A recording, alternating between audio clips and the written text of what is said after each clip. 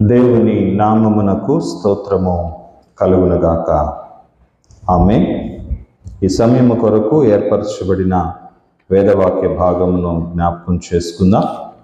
పరిశుద్ధులైన లూకా వ్రాసిన సువార్త 7వ అధ్యాయము 13వ వచనము నుండి చదువుకుందాం. ప్రభువు ఆమెను చూచి ఆమె యందు కనికరపడి ఏడవవద్దు అని ఆమెతో చెప్పి దగ్గరకు వచ్చి పాడెను ముట్టగా మోయుచున్నవారు నిలిచిరి. ఆయన, చిన్నవాడా, లెమ్మని నీతో చెప్పుచున్నాననగా చనిపోయిన వాడు లేచి కూర్చుండి మాటలాడసాగాను. ఆయన అతనిని అతని తల్లికి అప్పగించాను. అదేవిధంగా ఈనాటి పత్రిక పాఠము ఎఫెసీయులకు రాసిన పత్రిక 3వ అధ్యాయము 19వ వచనాన్ని చదవండి. జ్ఞానమునకు మించిన క్రీస్తు ప్రేమను తెలుసుకొనుటకును తగిన శక్తి గలవారు కావాలనని ప్రార్థించుచున్నాను. చిన్న ప్రార్థన చేసుకుందాం. తలలో వంచండి. మహాపరిశుద్ధుడవును మాయడవ మిక్కిలి కృప కలిగిన మా తండ్రి, పరలోక ప్రభువా, మీ ఘననామమునకు వేలాది వందనములు, స్తుతులు, స్తోత్రములను చెల్లించుకొనుచున్నా. నా తండ్రి, మీ ప్రేమ చేతను కృప చేతను ఇంతవరకు మా మధ్యలో ఉండి మమ్మల్ని నడిపించిన విధానమును బట్టి దేవా మీకే వందనాలు, స్తుతులు, స్తోత్రములు. ఈ సమయమున శ్రేష్టమైన మీ లేఖన భాగములను చదువుకొని ధ్యానించబోతూ ఉండగా తండ్రి, మా మధ్యను మీరు ఉండండి, మీరు మాతో మాట్లాడండి, మీ స్వరమును మాకు వినిపింపచేయండి. వినగలిగిన చెవులను, గ్రహించగలిగిన హృదయాన్ని మాలో ప్రతి ఒక్కరికి అనుగ్రహించండి. అల్పుడను అయోగ్యుడను ప్రభువా, నన్ను మీ సిలువ చాటును మరుగుపరుచుకొని నా నోటిని మీ బూరగా వాడుకొని ఈ సమయమున మాకు కావలసినటువంటి వాక్య ఆహారమును మాకు అందించి మమ్మలను పరిపూర్ణులనుగా సంపూర్ణత్వములోనికి నడిపించుమని మా ప్రభువును మీ ప్రియకుమారుడైన యేసయ్య పరిశుద్ధ నామమున అడిగి వేడుకొని ప్రార్థించుచున్నాము తండ్రి. ఆమేన్. దేవుని నామమునకు స్తోత్రము కలుగునుగాక. ప్రభునందు ప్రియమైన దేవుని బిడ్డలారా, దేవుని యొక్క మహాకృపను బట్టి ప్రభు యొక్క సన్నిధిలో మనమందరము ఏకీభవించడానికి, ప్రభువును స్తుతించి మహిమపరచడానికి దేవుడు అనుగ్రహించిన ఈ సమయమును బట్టి దేవునికి నేను వందనములు, స్తుతులు, స్తోత్రములను చెల్లిస్తూ ఉన్నా. ఈ సమయమున చదవబడినటువంటి లేఖన భాగమును మనం పరిశీలన చేస్తే ఈ సంఘటన లూకా సువార్తలో మాత్రమే వ్రాయబడినట్లుగా మనం గమనిస్తాం. ఇది నాయిను అనే గ్రామంలో ఇది జరిగింది. ఇది గలిలయలోని ఒక కొండ ప్రాంతం. ఈ గలిలయ ప్రాంతంలోని ఈ కొండ ప్రాంతము, ఈ నాయిను అనే గ్రామము కపెర్నహూముకు సుమారు 24 మైళ్ళు లేదా 36 కిలోమీటర్స్ ఉంటుంది అనేది చరిత్ర చెప్తూ ఉన్న వాస్తవం. ఈ దారి అంతా కూడా కొండలతోటి నిండి ఉంటుంది. ఎందుకంటే ఈ నాయిను అనేటువంటి గ్రామము ఒక కొండ పైన ఉన్నటువంటి గ్రామం. అక్కడకు వెళ్ళడానికి సుమారుగా 8 నుంచి 10 గంటల కాలినడక ఉన్నటువంటి మార్గం. పరిశుద్ధ గ్రంథంలో మనం చూసినట్లయితే నాయిను అనేటువంటి గ్రామమును గురించిన ప్రవచనం కానీ లేక ఆ గ్రామాన్ని గురించినటువంటి సంబోధన కానీ పరిశుద్ధ గ్రంథంలో మరెక్కడ మనకు కనపడదు. ఈ గ్రామంలో ప్రభువు చేసినటువంటి అద్భుతం ఆ కాలంలో ఒక విప్లవాత్మకమైనటువంటి మార్పును తీసుకొని వచ్చింది ప్రజల్లో. ఆ సంఘటన మనం చూస్తే ప్రభువు నాయిను గ్రామంలోనికి ప్రవేశించడానికి ఊరి గవిని వద్దకు వచ్చినప్పుడు ఒక పడుచు వానిని మోసుకొని చనిపోయాడు. ఆయనను మోసుకొని భూస్థాపన క్రియలు చేయడానికి తీసుకొని పోతూ ఉన్నాడు. అతని గురించి చెప్పబడినటువంటి మాట, అతని తల్లికి అతడు ఒక్కడే కుమారుడు, ఆమె విధవరాలు. అనేక మంది జనులు వారితో పాటు నడుస్తూ ఉన్నారు. వారు ప్రభువుకి ఎదురుగా వచ్చారు. అక్కడ ఆయన వారిని చూచి కనికరపడి ఆ పాడెను ముట్టినప్పుడు మోస్తూ ఉన్నటువంటి వారు నిలిచిపోయారు. అప్పుడు ప్రభువు ఆ పడుచువానితో, చిన్నవాడా, లెమ్మని నీతో చెప్పుచున్నాను అనగానే అతడు జీవము పొంది తిరిగి లేచాడు. అతనిని అతని తల్లికి ప్రభు అప్పగించాడు. ప్రేమైనటువంటి దేవుని బిడ్డలారా, ఈ సమయమున ఒక మాటను మీకు జ్ఞాపకం చేయాలని నేను ఆశపడుతూ ఉన్నా. పరిశుద్ధ గ్రంథములో వ్రాయబడినటువంటి ఏ మాట అయినా, ఏ అక్షరమైనను ఉపయోగము లేకుండా, దేవుని యొక్క చిత్తమును బయలుపరచకుండా వ్రాయబడలేదు అనేది మనం గ్రహించినట్లయితే, ఆ ప్రాంతమునకు ప్రభు వెళ్ళడం వెనక, ఆ ప్రాంతంలో ప్రభు ఈ అద్భుతం చేయడం వెనక ఉన్నటువంటి దేవుని యొక్క ఉద్దేశములను మనం గ్రహించగలుగుతాం. దేవుని బిడ్డలారా, దేవుని యొక్క ఉద్దేశాన్ని గ్రహించడానికి ఈ సంఘటనను మనం పరిశీలనాత్మకంగా చూస్తే, ఆ సంఘటన అంతటిలో కూడా 3 రకాలైనటువంటి వ్యక్తులు మనకు కనిపిస్తూ ఉన్నారు. మొట్టమొదటి వ్యక్తి చనిపోయినటువంటి వ్యక్తి. యవన ప్రాయంలో చనిపోయాడు. చనిపోయినటువంటి తర్వాత అతనిలో జీవము అనేటువంటిది లేదు. ఆ శరీరమును తీసుకొని వెళ్ళి భూస్థాపితం చేయడానికి ఇక్కడ వారందరూ తీసుకొని వెళ్తూ ఉన్నారు. ఆ మనుష్యుని యొక్క స్థితి జీవము లేనటువంటి స్థితిగా మనకు కనబడుతూ ఉంది. మనుష్యుడు బ్రతికి ఉన్నంత కాలము పేరు పెట్టి పిలుస్తారు, కానీ అదే మనుష్యుడు చనిపోతే పేరు పెట్టి పిలుస్తారా? పిలవరు. ఏమంటారు?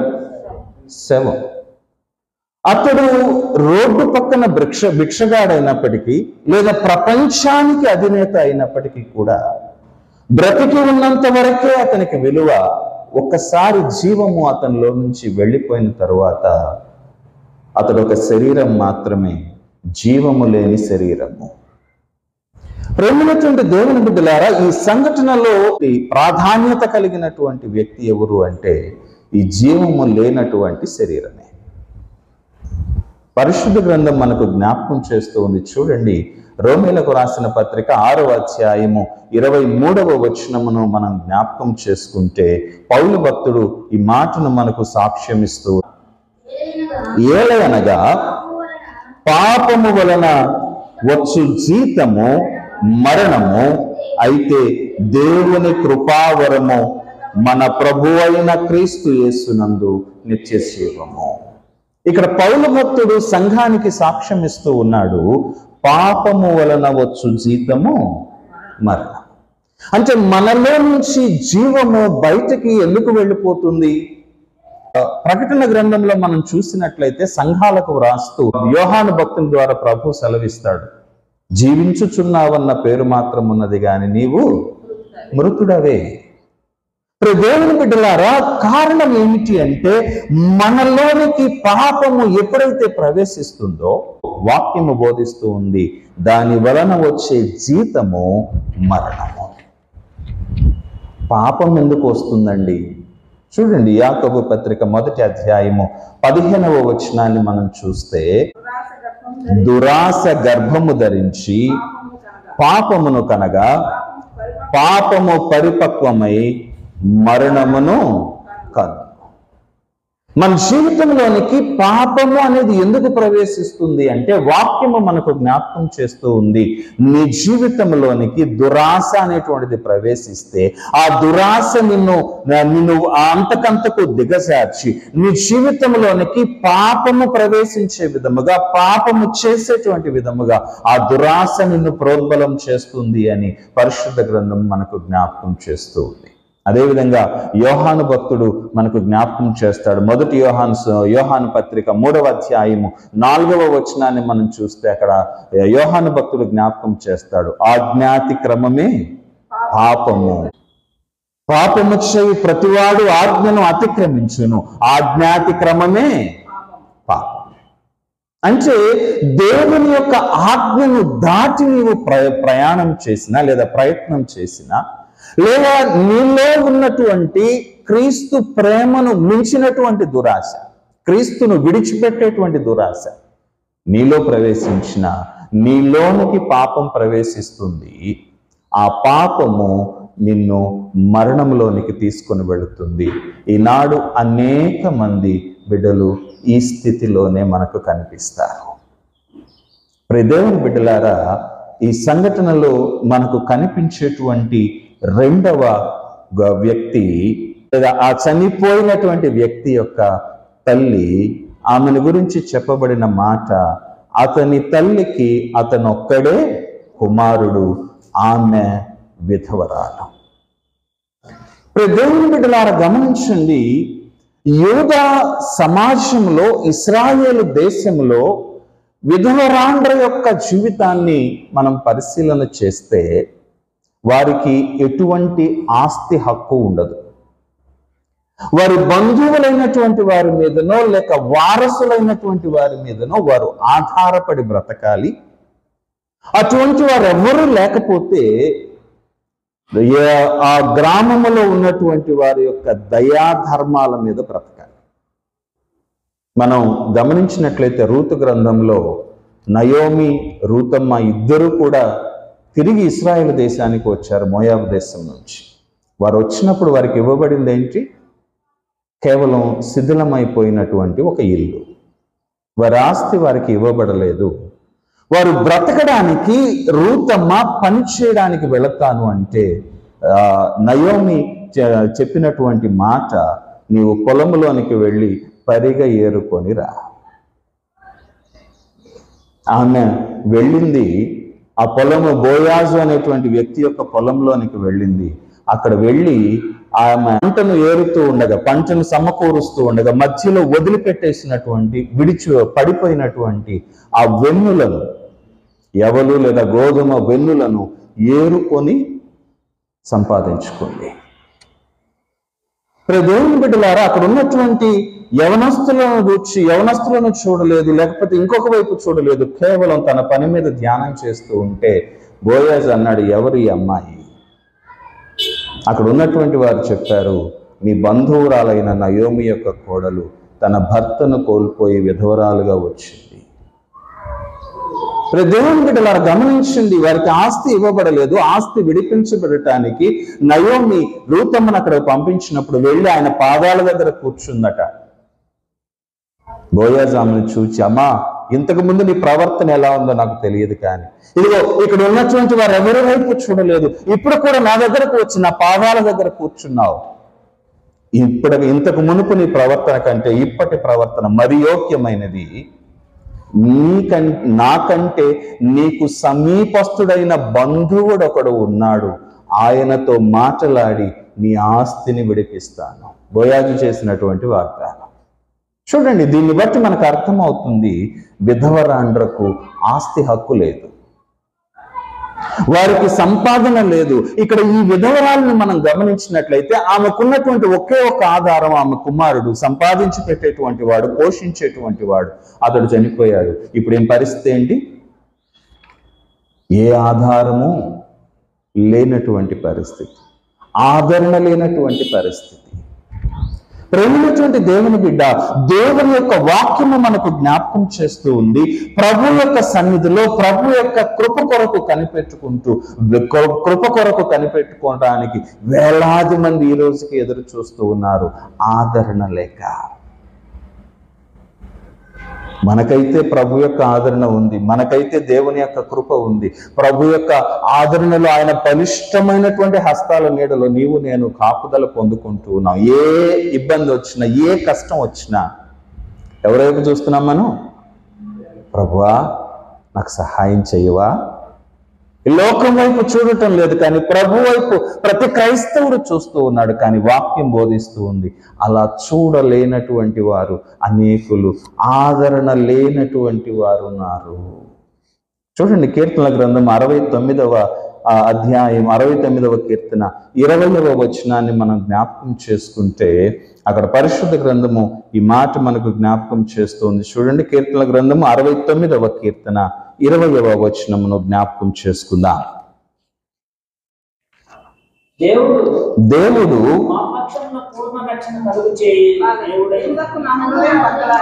నిందకు నా హృదయము బ్రద్దలాయను, నేను బహుగా కృషించి ఉన్నాను.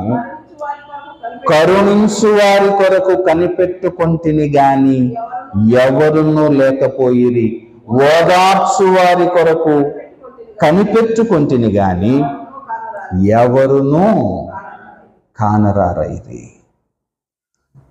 దేవుని బిడ్డలారా, ఇక్కడ భక్తుడు జ్ఞాపకం చేస్తూ ఉన్నాడు, ఇదిగో నింద నా హృదయాన్ని బ్రద్దలు చేసింది, నాకు ఆదరణ కలుగుతుందేమో అని కృషించిపోయినటువంటి స్థితిలో నేను ఎదురు చూస్తూ ఉంటే నన్ను కరుణించేవాడు, ఆదరించేవారు ఒక్కరు కూడా లేరట. చూడండి, కీర్తన గ్రంథం 107వ కీర్తన 12వ వచనమును మనము జ్ఞాపకం చేసుకుంటే పరిశుద్ధ గ్రంథం ఈ మాట మనకు జ్ఞాపకం చేస్తుంది. 107వ కీర్తన 12వ వచనమును జ్ఞాపకం చేసుకున్నా. ఆయన ఆయాసము చేత కృంగ చేసెను, వారు కూలి ఉండగా సహాయుడు లేకపోయెను. దేవుని బిడ్డలారా గమనించండి, దేవుని యొక్క బిడ్డలై ఉండి ప్రభువును విడిచిపెట్టినటువంటి వారు, ప్రభువుకు దూరముగా వెళ్ళిపోయినటువంటి వారి జీవితాల్లోనికి ఏమొస్తాయట? ఒకటి, నిందలు వస్తాయట. రెండవది, ఆయనే వారిని కృంగజేస్తాడట. ప్రభు యొక్క వాక్యము జ్ఞాపకం చేస్తుంది, ఆయనే విడిచిపెడితే సహాయం చేసేవారు ఎవడో. దానియేలు ప్రవక్త అదే మాట జ్ఞాపకం చేస్తాడు. చెరలో ఉండవలసిన 70 సంవత్సరాలు పూర్తవుతున్నాయని తెలుసుకొని నేను ప్రభు సన్నిధిలో ఉపవాసముండి ప్రార్థించుచూ ఉంటిని అని చెప్తూ అక్కడ ప్రభు సన్నిధిలో ప్రార్థన చేస్తాడు. అయ్యా, నేను మా పితరులు వంటి వారమే, మేము పాపము చేసిన వారమే, వారందరిని బట్టి నీ సన్నిధిలో నిన్ను క్షమాపణ అడుగుతూ నన్ను కరుణించమని కోరుకుంటూ ఉన్నాను, కనికరించమని కోరుకుంటున్నాను. నీ కనికరము లేకపోతే మమ్మల్ని ఆదరించేవారు లేరు. ప్రేమైనటువంటి దేవుని బిడ్డ, ఇక్కడ గమనించు, దేవుని యొక్క వాక్యము మనకు జ్ఞాపకం చేస్తూ ఉంది, ఆయన సన్నిధిలో ఆయన బిడ్డగా నీవు బ్రతకకపోతే, ఆయన సన్నిధిలోనికి నీవు రాకపోతే పరిశుద్ధ గ్రంథం తెలియచేస్తూ ఉంది, నిన్ను ఆదరించేటువంటి వారు లేరు. ప్రసంగి గ్రంథము 3వ అధ్యాయము 22వ వచనమును మనం జ్ఞాపకం చేస్తే వాక్యము మనకి మాట జ్ఞాపకం చేస్తూ ఉంది. సొలొమోను భక్తుడు ఈ మాటను మనకు తెలియచేస్తున్నాడు. చూడండి, నరుని తిరుగు లేపు వాడెవడును లేకపోవుట నేను చూడగా, వారు తమ క్రియల యందు సంతోషించుట కంటే వారికి మరి ఏ మేలును లేదను సంగతి నేను తెలుసుకొంటిని. ఇది ఏ వారికి భాగము. ఆ శ్రమంలోనికి వెళ్ళి, ఆ శోధంలోనికి వెళ్ళి కృంగిపోయినప్పుడు ఆదరించబడకపోతే పరిశుద్ధ గ్రంథంలో సొలొమోను భక్తుడు వ్యాఖ్యానిస్తూ అంటాడు, ఆ క్రియలు చేసేటప్పుడు నీకు కలిగిన సంతోషం ఉందే, ఆ సంతోషమే నీకు భాగం. నిజమే, పాపము చేసేటప్పుడు సంతోషంగానే ఉంటుంది, కానీ ఫలితము చేదుగా ఉంటుంది. దేవుని బిడ్డ, ఈరోజు మనల్ని మనం పరిశీలన చేసుకుందాం. దేవుని యొక్క సన్నిధిలో దేవుని యొక్క బిడ్డలుగా ఫలించేటువంటి బిడ్డలుగా ఉండాల్సినటువంటి క్రైస్తవుడు ఒకవేళ దేవునిని విడిచిపెట్టి దూరముగా వెళ్ళిపోయి ఆదరణ లేనటువంటి స్థితిలోనికి పడిపోతూ ఉన్నాడా? ప్రపంచం చూస్తూ ఉంది. రోమపత్రికలో 8వ అధ్యాయంలో మనం చూస్తే 23వ వచనం అనుకుంటాను, చదవనక్కర్లేదు. అక్కడ చెప్తూ ఉన్నాడు, ఈ దేవుని కుమారుల యొక్క ప్రత్యక్షత కొరకు ఈ లోకము మిగుల ఆశతో తేరి చూచుచు కనిపెట్టుచూ ఉన్నది అంటాడు. దేవుని యొక్క బిడలు ప్రత్యక్షపరచబడితేనట ఆదరణ కలుగుతుంది అని ఈ లోకము కూడా ఎదురు చూస్తూ ఉందట. ఈ సంఘటనలో మనకు కనబడుతూ ఉన్న ఆ రెండవ రకం వ్యక్తులు ఆదరణ లేనటువంటి వ్యక్తులు, దిక్కు లేనటువంటి వ్యక్తులు. ప్రేమైనటువంటి దేవుని బిడ్డలారా, ఈ సంఘటనలో మనకు కనబడుతూ ఉన్న 3వ రకం వ్యక్తులు అక్కడ ప్రభుతో పాటు వచ్చినటువంటి మనుషులు, ఆ భూస్థాపన క్రియలో పాలు పంపులు పొందుకోవడానికి వచ్చినటువంటి ప్రజలు. ఇక్కడ గమనించండి, చెప్పబడినటువంటి మాట మనం చూస్తే అక్కడ ప్రభువు వెంటనే ఆయన నాయీనను గ్రామమునకు వెళ్ళుచుండగా, అంతకు మునిపే అధికారి యొక్క దాసుడు అస్వస్థుడై ఉన్నప్పుడు ఆ దాసుని దగ్గరకు వెళ్ళి ఆ అధికారి ఇంటికి వెళ్ళాలి అని ప్రభు కోరుకుంటే అధికారి సమాచారం పంపిస్తాడు, అయ్యా నేను ఒకని పొమ్మంటే పోతాడు, రమ్మంటే వస్తాడు, కానీ నేను నీ యొద్దకు వచ్చుటకు పాత్రుడినని నేను అనుకోవటల్లా, మాట మాత్రం చెప్పు, నా దాసుడు బాగుపడతాడు. ప్రభు అన్నాడు, ఇశ్రాయేలులో కూడా ఇంతటి విశ్వాసం నేను చూడలేదు. పంపబడిన వారు తిరిగి వచ్చారు, ఆ దాసుడు స్వస్థుడై ఉండట చూశారు. ఈ సంఘటన జరిగిన వెంటనే ప్రభువట వెంటనే నాయీనను గ్రామానికి బయలుదేరిపోయాడట. దేవుని బిడ్డ ఇంగ్లీష్లో అక్కడ ఉపయోగించబడిన మాట సూన్ ఆఫ్టర్ వర్డ్స్, అనగా ఒక ఇన్సిడెంట్ తరువాత క్విక్ గా చేసేటువంటి మరొక పని. అంటే టైం గ్యాప్ అనేటువంటిది లేకుండా వెంటనే చేసేటువంటి పని. ఒక మాటలో చెప్పాలంటే అక్కడ స్వస్థపడ్డాడు, ఆ మాట చెప్పాడు ప్రభు, వెంటనే ఇటువైపు తిరిగి కొండెక్కడం మొదలు పెట్టాడు నాయీను ఊరికి. అక్కడ ఉన్నటువంటి ప్రజలకు ఆశ్చర్యం వేసి ఉండొచ్చు, ఏంటి ఇప్పుడు దాకా ఈయన బాగానే ఉన్నాడు కదా, సడన్ గా ప్రభు ఏంటి ఇలా వెళ్ళిపోతున్నాడు, ఏమైందో చూద్దాం అని ప్రభు వెంబట బహుజన సమూహాలు వెంటబడ్డాయి. అక్కడ పరిస్థితి, నాయీను గ్రామంలో పరిస్థితి మనం చూస్తే నాయీను గ్రామంలో కూడా అదే. ఈ విధవరాలు ఒక్కగానొక్క కుమారుడు చనిపోయాడు, ఇప్పుడు వాడి ఆస్తి ఎవరిదో వద్దో చూద్దాం, ఎందుకంటే ఆమెకు హక్కు లేదు. ఆ ఆస్తికి సమీప బంధువులు ఎవరెవరు ఉన్నారో, ఎవరు ఆ ఆస్తికి కర్తలుగా నిలబడటానికి లేదా ఆమెను పోషించడానికి ముందుకు వస్తారో చూద్దాం అనుకుంటూ అక్కడ కూడా అనేక మంది జనులు గుంపు కూడారు. దేవుని బిడ్డలారా గమనించండి, ఎవరైనా బాధపడుతున్నారు, కష్టపడుతున్నారు అంటే 100కి 90 మంది చేసేటువంటి పని ఏంటి చెప్పండి? 100కి 90 మంది చేసేటువంటి పని. లోకంలో లోకప్రీతిగా మిమ్మల్ని ప్రశ్న వేస్తా ఉన్నా, ఒక వ్యక్తి కష్టంలో ఉన్నాడు, బాధలో ఉన్నాడు, ఆ వ్యక్తిని గురించి 100కి 90 మంది అనుకునేటువంటి మాటలేంటి? నేను ఎప్పుడో అనుకున్నా కదండి, నేను ఎప్పుడో అనుకున్నా ఇట్టనే అవుద్దని. దేవుని బిడ్డ గమనించండి, ముందేమో అయ్యో పాపం అంటారు, పక్కకు పోయిన తర్వాత వీడికి ఇట్నే జరగాలి అనుకోరా? ఇక్కడున్న గుంపు కూడా అదే. ప్రభువేమో హడావుడిగా వెళ్ళిపోతున్నాడు, హీ రష్ టువర్డ్స్ నాయీన్. కాబట్టి ఏం జరుగుతుందో, ఆయన ఏం చేస్తాడో చూద్దాం. ఎందుకట్ట పరిగెడుతున్నాడు, ఏమైందో.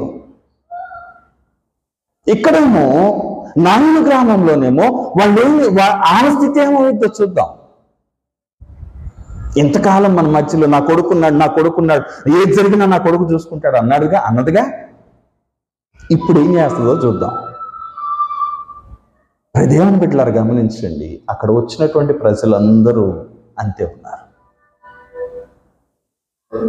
వారందరూ ప్రభు వైపు చూడటం లేదు, లేకపోతే అక్కడ ఉన్నటువంటి ఆ విధవరాలి యొక్క స్థితి వైపు చూడటం లేదు, కానీ అక్కడ ఏం జరుగుతుందో చూసి సంతోషిద్దామని వచ్చినటువంటి వారు ఉన్నారు.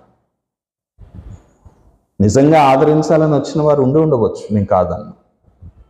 నిజంగా ప్రభు కార్యమును దర్శించి తమను తాము సరిచేసుకోవాలని, ప్రభువుని మహిమపరచాలని వచ్చిన వారు ఉండొచ్చు, నేను కాదంటలేదు. కానీ నేను అంటాను, 100కి 90 మంది ప్రజలు అలాగే ఉంటారు. ఎక్కడ దాకా ఎందుకండి, మీరు చూడండి, మన ఇంటి దగ్గర పిల్లలు, చిన్న పిల్లలు పడిపోయారు అనుకోండి, మనం ఏం చేస్తాం? ముందు నడుస్తూ డబక్కని పడ్డాడు, ముందేం చేస్తాం? మనం లేపుతామా, నవ్వుతామా? ముందు నవ్వుతాం. మీరు గమనించండి, ముందు నవ్వుతాం. అదే మన బిడ్డలు కూడా చూడండి, పక్కన వాళ్ళని దోసి వాళ్ళు కింద పడిపోతే ఈయన నవ్వుతుంటాడు. ఎందుకు నవ్వుతారో వాళ్ళకి అర్థం కాదు. అవతల వాడు ఏడుస్తూ ఉంటే యువతల వాడు నవ్వుతున్నాడు. దేవుని బిడ్డలారా, ఈనాడు ప్రపంచం కూడా అలాగే ఉంది. ఆది సంఘంలో ఉన్నటువంటి పరిస్థితులే నేడు నడుస్తూ ఉన్నాయి. ఇది కాదని లేని సత్యం. క్రైస్తవుడు అన్న వారిని హింసించాలని కోరుకుంటూ ఉన్నారు, వారిని ఇబ్బంది పెట్టాలని కోరుకుంటూ ఉన్నారు, లేకపోతే ప్రభు బిడ్డలుగా బ్రతకూడదు, మా దగ్గరకు వచ్చేయాలని కోరుకుంటూ ఉన్నారు. వినకపోతే హింసిస్తూ ఉన్నారు, చంపుతూ ఉన్నారు.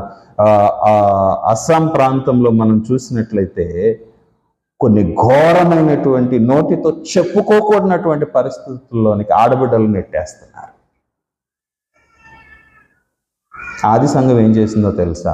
వీటన్నిటి మధ్యలో నుంచి ప్రభు వైపు చూసింది, ప్రార్థన చేసింది. ఈనాడు క్రైస్తవుడు ఏం చేస్తూ ఉన్నాడు?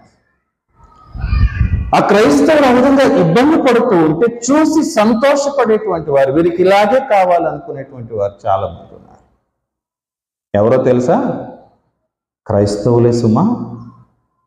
అందుకే ప్రభు అంటాడు చూడండి, నిర్గమాకాండ గ్రంథం 32వ అధ్యాయము 9వ వచనాన్ని మనం చూస్తే అక్కడ ప్రభు జ్ఞాపకం చేస్తారు. ఇదిగో, మోషేతో ప్రభు అన్నమాట, ఇదిగో వీరు లోబడనొల్లని ప్రజలు, వారు లోబడనొల్లనటువంటి ప్రజలట. దేవుని బిడ్డలారా, ఇర్మీయా గ్రంథంలో మనం చూసినట్లయితే 5వ అధ్యాయం, 6వ అధ్యాయం, 7వ అధ్యాయాల్లో మనకి చాలా స్పష్టంగా ప్రభు చెప్తాడు, నేను యథార్థత మీద దృష్టి ఉంచి నీ యథార్థతను చూచి నిన్ను దర్శించాలని కోరుకుంటూ ఉన్నాను. కానీ నీవు లోబడకుండా నేను పదే పెందలకడ లేచి నా ప్రవక్తలైనటువంటి వారి సేవకులను నీ దగ్గరకు పంపిస్తూ ఉన్నా, వినకుండా నీ ఇష్టమైనటువంటి దారి వైపు నీవు నడుస్తూ ఉన్నావు. 7వ అధ్యాయంలో అనుకుంటాను ప్రభు అంటాడు, ఇదిగో ఆకాశరానికి పిండి వంటలు చేద్దాం రండి అని ఒకరినొకరు పిలుచుకుంటూ ఉన్నారు. నాకు కోపం పుట్టించేంతగానే వారు ఈ పనులు చేస్తున్నారా? కాదు కదా. వారికి అవమానము కలుగునంతగా ఈ పనులు చేస్తూ ఉన్నారు. నిజమే, ఈనాడు పరిస్థితులను మనం చూస్తే ఇదే నిజం అనిపిస్తుంది. పాపము అనేటువంటిది నిస్సిగ్గుగా చేసేటువంటి కాలంలోనికి మనం ప్రవేశిస్తూ ఉన్నాం. దేవుని బిడ్డ జాగ్రత్తగా ఉండకపోతే మన హృదయము మన దగ్గర నుంచి అపవాది దొంగిలించుకుపోవడానికి ఎంతో సమయం పట్టదు. ఈరోజు ఆలోచన చేద్దాం. చూడండి, ఎక్కడ దాకా ఎందుకు? స్త్రీ వస్త్రధారణను మీరు గమనించండి. స్త్రీ స్వాతంత్రం అంటారు, నేను దాని జోలికి వెళ్ళను. స్త్రీ వస్త్రధారణను గమనించండి. 70ల్లో 80ల్లో నిండుగా చీర కట్టుకొని ఆ చీర కొంగు కప్పుకొని తమ ఒళ్ళు కనబడకుండా తిరిగేటువంటి వాళ్ళు. క్రమంగా పంజాబీ డ్రెస్సులు వచ్చినాయి. 90ల్లో పంజాబీ డ్రెస్సులు వచ్చినాయి. పంజాబీ డ్రెస్సులు వచ్చినా కొంత మర్యాదగా ఉన్నారు, చున్నీలు వేసుకొని తిరిగేవాడు. ఈరోజు చూడండి, 2000 సంవత్సరం తర్వాత మనం చూడండి, లెహంగాలని ఒక లంగా, ఒక సగం జాకెట్ వేసుకొని దానిపైన ఒక పక్క నుంచి ఈ పక్క జారేటట్టుగా ఒక చున్నీ ఒకటి వేసుకొని తిరిగేస్తున్నారు. చుడీదారు లేకపోతే ఈ పంజాబీ డ్రెస్సులు వేసుకున్న వాళ్ళన్నా సరిగ్గా ఉంటున్నారా? చున్నీలు ఎడిపోయినాయో తెలియదు.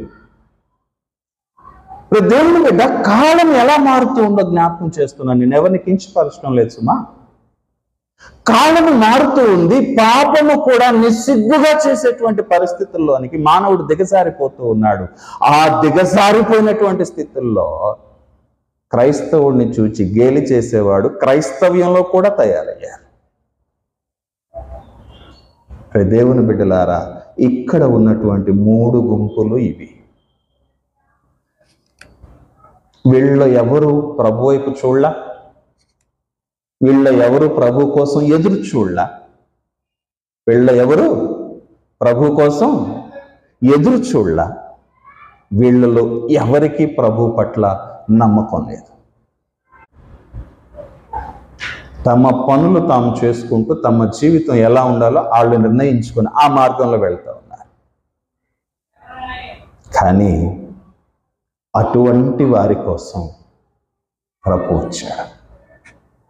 చూడండి, కపెర్నహూము నుంచి 8 నుంచి 10 గంటల ప్రయాణం పట్టేటువంటి ఆ కొండ ప్రాంతంలో, కొండ చర్యల మధ్య సరైనటువంటి మార్గం లేనటువంటి దారిలోనట ప్రభు అట లిటరల్గా పరిగెడుతూ వెళ్ళాడట. ఒక పండితుడు వ్యాఖ్యానిస్తూ అంటాడు, హీ రష్డ్ టువర్డ్స్ నాయి. ఆయన త్వరపడుతూ వెళ్ళాడట. దేవుని బిడ్డలారా, కారణము అక్కడ నశించిపోతూ ఉన్నటువంటి వారు ఉన్నారు. అంత మాత్రమే కాదు, అక్కడికి వెళ్ళి వాళ్ళను చూచినప్పుడు ఆయన కనికరపడ్డాడట. దేవుని బిడ్డలారా గమనించండి, ఆయన వారి మీద కనికరపడింది ఎందుకు? వాళ్ళు ఏమైనా గొప్పోళ్ళనా? వాళ్ళు ఏమైనా మంచివాళ్ళనా? కాదు సుమా. ఇదే యేసయ్య ప్రేమ, ఇదే ప్రభు యొక్క ప్రేమ. ఎప్పుడైతే ప్రభు వారి జీవితాల్లోనికి ప్రవేశించాడో, ఎప్పుడైతే ప్రభు వారి జీవితాలను తాకాడో, వాళ్ళ జీవితాలన్నీ తిరగబడ్డాయి. మీరు చూడండి, ఆ గుంపులో మొట్టమొదటి రకం వ్యక్తి ఎవరు? చనిపోయినటువంటి వ్యక్తి. ఆ చనిపోయినటువంటి జీవము లేనటువంటి స్థితిలో నుంచి ఇప్పుడు ఎక్కడికి వచ్చాడు?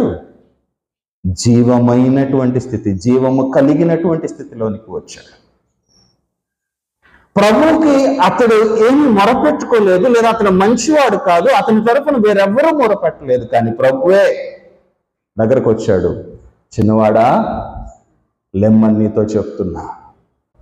ప్రభువే తానే తన చిత్తానుసారముగా అక్కడికి వచ్చాడట. ఆ వ్యక్తిని బ్రతికించాడట. జీవము లేని స్థితి ఇప్పుడు జీవముతో నింపబడినటువంటి స్థితి. అందుకే యెషయా గ్రంథం 35వ అధ్యాయంలో ప్రభు అంటాడు, ఇది నీళ్లు లేని కొండల మీద నేను నదులను పారజేయుచు ఉన్నాను. జీవం లేనటువంటి స్థితి, ఎండిపోయినటువంటి స్థితి, ఎందుకు పనికిరానటువంటి స్థితి. కానీ ఇప్పుడు ప్రభు వచ్చాడు, అక్కడ జీవం పెళ్ళుబికుతూ ఉంది. రెండవ వ్యక్తిని చూడండి, ఆదరణ లేనటువంటి వ్యక్తి. ఇక్కడ వాక్యం మనకు జ్ఞాపకం చేస్తూ ఉంది, అతని తల్లికి ఆయన అప్పగించెను.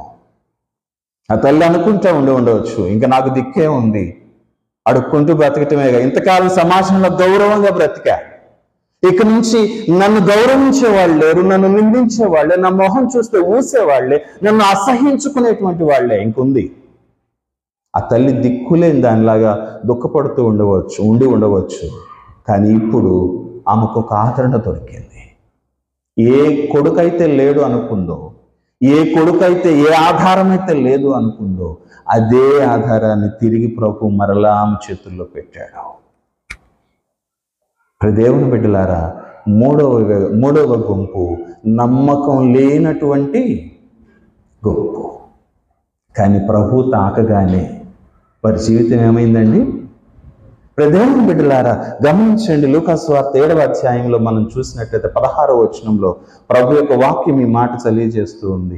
వారు భయముతో భయాక్రాంతులై మనలో గొప్ప ప్రవక్త బయలుదేరి ఉన్నాడని దేవుడు తన ప్రజలకు దర్శనం అనుగ్రహించి ఉన్నాడని దేవుని మహిమపరచిరి. చదవండమ్మా. ఆయనను గూర్చిన ఈ సమాచారము యోదయంతటా చుట్టుపట్ల ప్రదేశమంతటా వ్యాపించెను. ఎక్కడెక్కడండి ఆయన చేసింది? ఎక్కడో మూలనున్నటువంటి గ్రామం, నాయీను అనేటువంటి చిన్న గ్రామం, అక్కడ అద్భుతం జరిగింది. ఈ గుంపంతా ఏమైంది? ఇప్పుడు నమ్మకం లేని గుంపు, చూసి గేలి చేయాలి, సంతోషపడాలని వచ్చినటువంటి గుంపు ఇప్పుడు దేవుని సాక్షులుగా మారిపోయారు. ఇప్పుడు వీరందరూ వెళ్ళి ప్రజలందరికీ ప్రకటన చేస్తా ఉన్నారు. ఏమన్నా తెలుసా? మనలో ఒక గొప్ప ప్రవక్త బయలుదేరాడు. ఇదిగో యెహోవా తిరిగి మరలా తన ప్రజలను దర్శించబోతూ ఉన్నాడు. దర్శించాడు. ఎంత గొప్ప సాక్ష్యం చెప్పారండి. దేవుని బిడ్డలారా, నమ్మకం లేనటువంటి జీవితం ఇప్పుడు సాక్షి జీవితంగా మారిపోయింది. పరిశుద్ధ గ్రంథంలో మీరు చూడండి, పౌలు గారిని మనం చూస్తే మొట్టమొదట ఆయన ఎలా ఉన్నాడండి? సౌలుగా ఉన్నప్పుడు ఆయనే చెప్తాడు, నేను సంఘమునకు హానికరుడను, హింసకుడను, దోషకుడనై ఉన్నాను, పాపులలో ప్రధాన పాపిని. ఆయనే సాక్ష్యం చెప్పుకున్నాడు. అటువంటి ఆయన ఎలా మారాడండి? సువార్త ప్రకటింపవలసిన భారం నా మీద ఉన్నది. అయ్యో, నేను సువార్త ప్రకటింపకపోయిన ఎడల నాకు శ్రమ. నా బలహీనత యందు ఆయన శక్తి పరిపూర్ణమగుచున్నది గనుక నా బలహీనతల యందే నేను సంతోషపడతాను. ఇదిగో మంచి పోరాటము పోరాడి తిని నా పరుగు తుదముట్టించి తిని. ఎంత గొప్ప సాక్ష్యాలండి! ఏ సేవకుడు, ఏ సంఘము, ఏ శిష్యుడు కూడా ఇవ్వలేనటువంటి గొప్ప గొప్ప సాక్ష్యాలు ఇచ్చాడు. ఇంతకు ముందు దూషించిన వాడే, ఇంతకు ముందు తిట్టిన వాడే, ఇంతకు ముందు హింసించిన వాడే, కానీ ఇప్పుడు క్రీస్తు సాక్షి. మరి దేవుని బిడ్డ, దేవుని జోక్యత మన జీవితాల్లోనికి వస్తే ఇలా ఉంటుంది. ఇది నాన్న ప్రభు మనకు జ్ఞాపకం చేస్తూ ఉన్నాడు. పత్రిక పాఠంలో మనం చూసాం, ఎఫెసీ పత్రిక 3వ అధ్యాయం 19వ వచనంలో, జ్ఞానమునకు మించిన క్రీస్తు ప్రేమ. ఇది మన జ్ఞానానికి అర్థం కాదు. ఆయన కోసం చూడకపోయినా ఆయన మన కోసం వస్తున్నాడు. ఆయన కోసం మనం వెతకపోయినా ఆయన మన దగ్గరకు వస్తున్నాడు. ఆయనను వేడుకొనకపోయినా ఆయన మన జీవితాల్లోనికి వచ్చి మనల్ని మారుస్తూ ఉన్నాడు. ఇదంతా ఎందుకు? చాలా మందికి ఉన్నటువంటి ప్రశ్న ఏంటంటే, మేము ఆయన నమ్మలేదు కదా, అయినా మా దగ్గరకు వచ్చి ఎందుకు చెప్తారు? దేవుని నమ్ముకోండి, దేవుని నమ్ముకోండి అని ఎందుకంటారు? ఇది మనుష్య జ్ఞానమునకు మించిన దేవుని ప్రేమ. ఆయన ప్రేమ మనలోనికి వచ్చినప్పుడట మనం మౌనంగా ఉండలేమట, దేవుని సాక్షిగా మార్చబడతామట. ప్రభు ఈరోజు నీకు నాకు జ్ఞాపకం చేస్తూ ఉన్నాడు, నేను నీ జీవితంలోనికి వచ్చాను. నీ జీవితం మారిందా? నేను నీ జీవితంలోనికి వచ్చాను. నువ్వు మరణం నుంచి జీవంలోనికి వచ్చావా? ఆదరణ లేనటువంటి స్థితిలో నుంచి ఆదరించేటువంటి స్థితిలోనికి వచ్చావా? నమ్మకం లేనటువంటి స్థితిలో నుంచి సాక్షిగా ఉండగలిగినటువంటి జీవితంలోకి వచ్చావా? ఈరోజు ప్రభు నిన్ను నన్ను ప్రశ్న వేస్తూ ఉన్నాడు. సమాధానం చెప్పాల్సింది క్రైస్తవుడే. దేవుని బిడ్డ, ఆయన జీవముతో నింపబడి ఈ లోకమును ఆదరించేటువంటి సాక్షి అయిన క్రైస్తవుడు ఇదో నమ్మున ప్రభు కావాలి. అట్టి వారి కొరకు ప్రభు ఈ మాటలు పరిశుద్ధ గ్రంథంలో వ్రాయించాడు. ఈరోజు నిన్ను నీవు నన్ను నేను పరిశీలన చేసుకుందాం.